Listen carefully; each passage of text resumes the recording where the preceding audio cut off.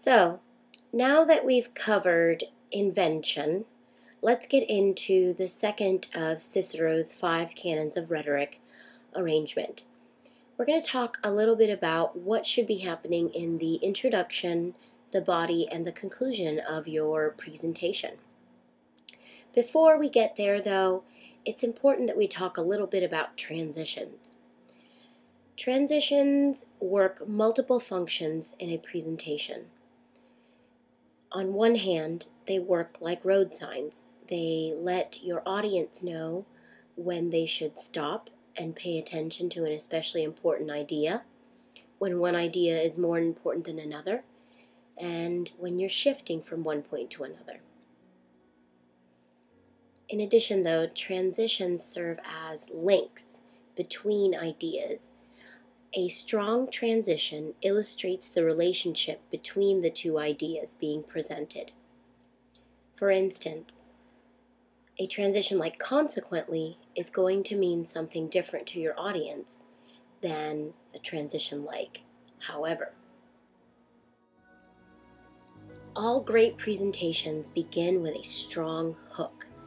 Your hook is the way that you engage your audience, grab their attention, and prepare them for what's to come. The hook also sets the emotional tone for your presentation.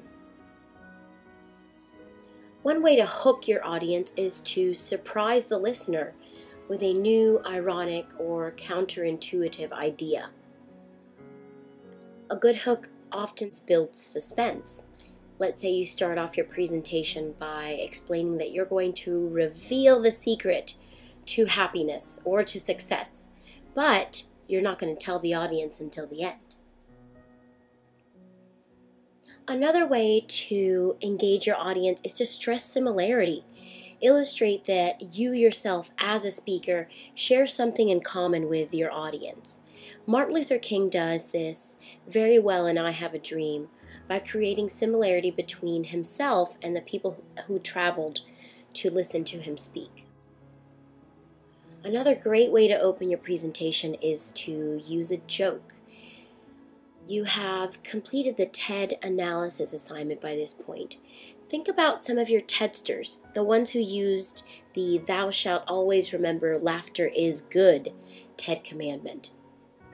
Laughter humanizes the speaker and puts the audience at ease. Another good way to open a presentation is to ask a rhetorical question.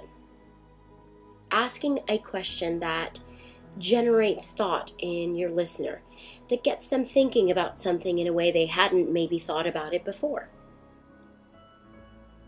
One of my favorite ways to open a presentation is with a quote. It's important, if you're going to use a quote, that you contextualize it and explain why it's so relevant and significant to your point of view. Of course, a great way to open your presentation is to tell a story.